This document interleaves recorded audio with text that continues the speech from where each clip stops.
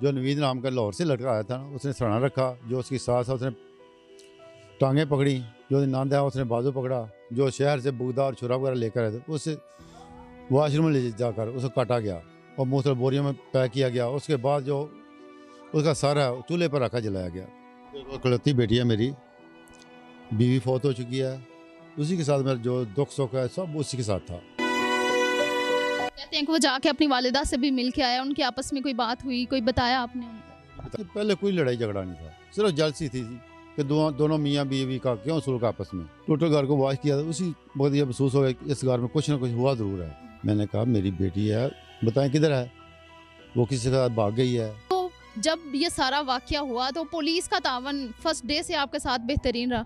मैं छत पे गया हूँ, लेकिन उधर से मुझे एक क्लिप मिला है और साथ कपड़े भी जले हुए। मुझे पक्का यकीन हो गया उन्होंने ये। बिस्मिल्लाहिर्रहमानिर्रहीम, अस्सलाम वालेकुम। मैं हूं मिसबा गुल और आप देख रहे हैं डिजिटल पाकिस्तान।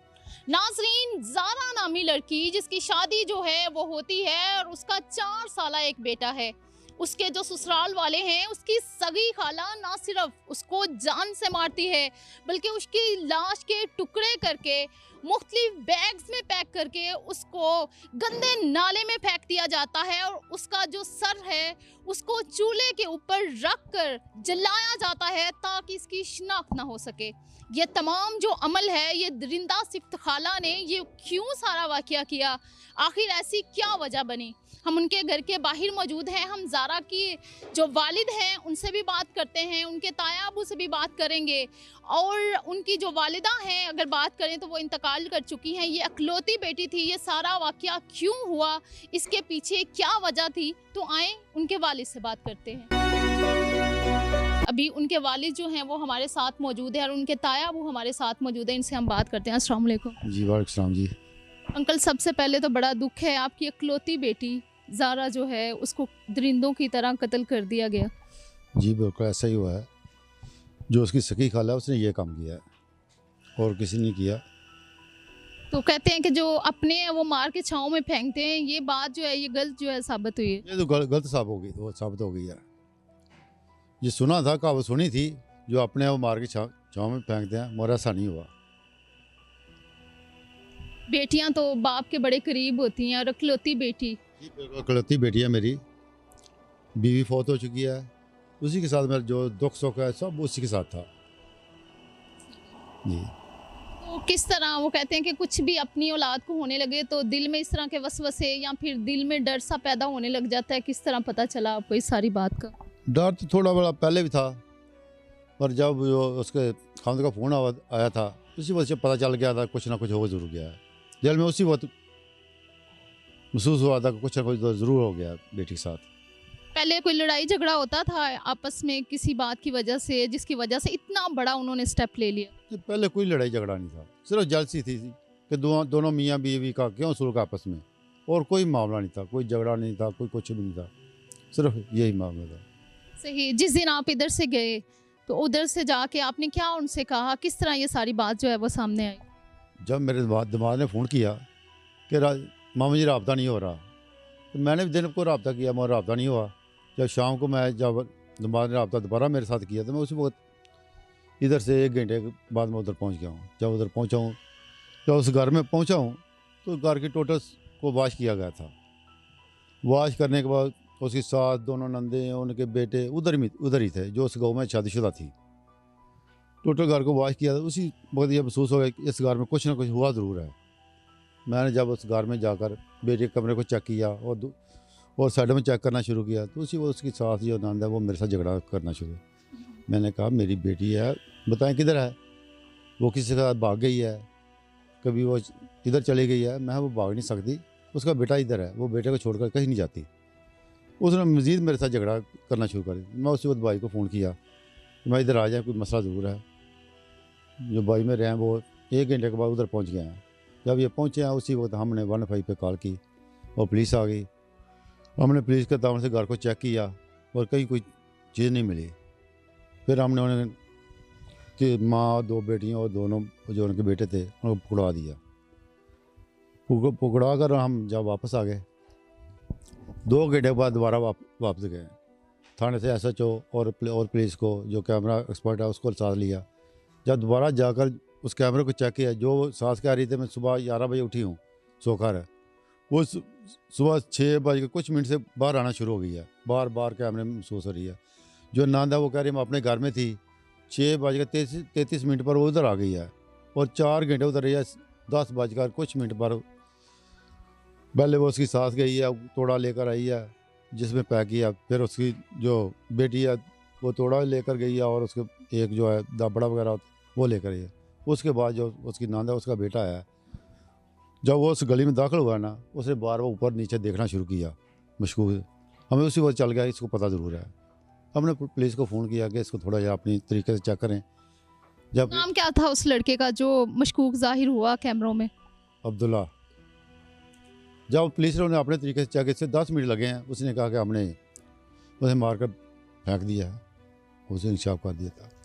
पहले क्या मौक़िफ़ अपनाया उन्होंने जब आप गए तो आपसे उन्होंने बात की, और बाद में अभी जो तमाम हक़ाइक़ हैं वो तो वक्त के साथ साथ सारे सामने आ रहे हैं? पहले तो वो कह रहे हैं किसी के साथ भाग गई है, कभी कह हमें बताकर चली गई है, कभी कह रहे हैं किसी के साथ हर घर से पैसा और वगैरह जो कुछ चीज़ें लेकर भाग गई है। पहला मौक़िफ़ यही था और कुछ नहीं था।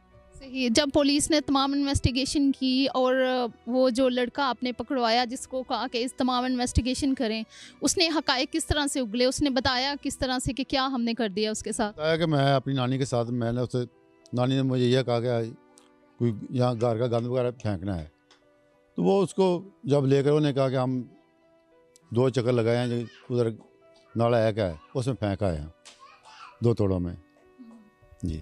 तो जब उसने सारी बात बताई तो वहाँ पे आप पहुँचे, फिर किस तरह से तमाम टीमें जो हैं वो हरकत में आई और वहाँ पे तमाम जो हक़ाइक़ हैं किस तरह से उनकी बॉडी को वहाँ से रिकवर किया? उसने बताया कि हमने ये काम किया, उसी वक्त जो उसकी सास है और जो नंद है उसी गाँव में दोबारा पकड़ लिया। पकड़ने के बाद दोबारा ये कार्रवाई शुरू हुई कि रेस्क्यू बुलाया गया और पुलिस दोबारा जो गंदे नाले से आए, जो रेस्क्यू वाले ने वहाँ से निकाला, जो 2 तोड़े थे उन्होंने निकाला उधर से। जब उन्होंने उसको मार दिया था किस तरह बताया उन्होंने तमाम इन्वेस्टिगेशन में कि क्या उसको पहले कोई चीज़ जो है वो खिलाई जहर आलूदा या कुछ इस तरह से, पहले बेहोश वगैरह? ऐसी कोई बात नहीं। सराहना रखकर जो नवीद नाम का लाहौर से लड़का आया था ना, उसने सराहना रखा। जो उसकी सास है उसने टांगें पकड़ी, जो नंद है उसने बाजू पकड़ा, पहले इसे मारा है। उसके बाद उसने जो शहर से बुगदा और छुरा वगैरह लेकर आए थे उससे वाशरूम में ले जाकर उसको काटा गया और मुख्तलिफ बोरियों में पैक किया गया। उसके बाद जो उसका सर है चूल्हे पर रखा जलाया गया। उसको चूल्हे पर रख के जलाते रहे हैं कि इसकी शिनाख्त ना हो सके? चूल्हे जला दिया गया टोटल, उसकी शिनाख्त नहीं हो सकी। अभी आपका क्या मुतालबा है हुकूमत वक्त से, आईजी पंजाब से, कि किस तरह से आपके साथ इंसाफ किया जाए? ये जो दरिंदे हैं जिन्होंने सारा अमल किया उनको सख्त से सख्त सज़ा मिले। मुतालबा तो यही है कि वो मुझसे आईजी पंजाब साहब से खुदा रहा मेरे साथ इंसाफ किया जाए।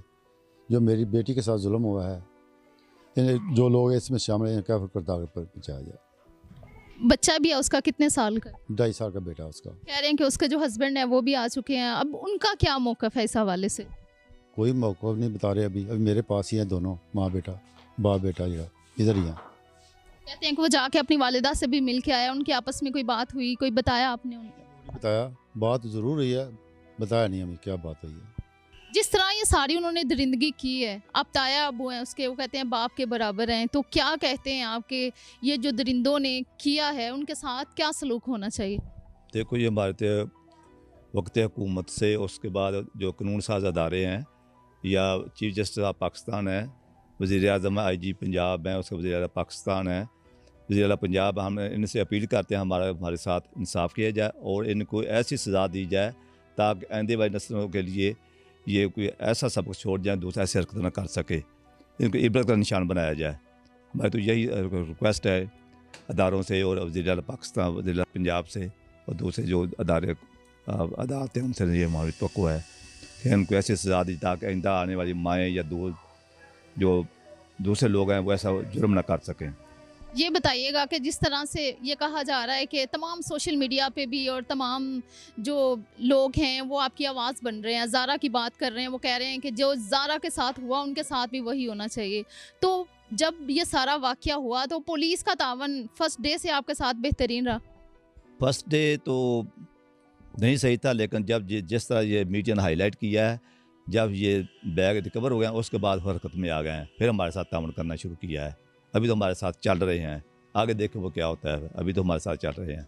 तो जिस तरह कहते हैं कि लाश के बाकी टुकड़े तो मिल गए लेकिन सर जो है वो नहीं मिल रहा था, इसके पीछे क्या है, किस तरह से ये सारा वाक़या हुआ? नहीं, पहले बैग तो जो अब्दुल्ला नामी लड़का है उसने बता दिया 2 बैग मैंने खुद फेंके हैं, लेकिन रेस्क्यू वालों ने तकरीबन 8 घंटे तगदो के बाद 2 बैग मिले हैं, लेकिन 1 बैग नहीं मिल रहा था। जब उसको खोला गया दोनों बैगों को, उनमें से जो सारा है ना वो नहीं निकला। फिर वो इसमें हमें डाउट पड़ गया, अब ये 2 बैग हैं, हमारा तो ये मुकम्मल पर्चा भी नहीं होगा, क्यों दोनों बॉडी के पार्ट्स हैं लेकिन सर नहीं है। सर से तो शिनाख्त होती है। वो जस्ट उन्होंने इन्वेस्टिगेशन की है उनकी दोनों, उसकी वालदा की दोनों बेटियों की। फिर उन्होंने बताया कि हमने जाकर 3-4 किलोमीटर दूर जाकर फेंका है। फिर उनको साथ लिया है पुलिस वालों ने, फिर उन्होंने खुद निकाला है साथ पुलिस वालों ने लेकर जाकर।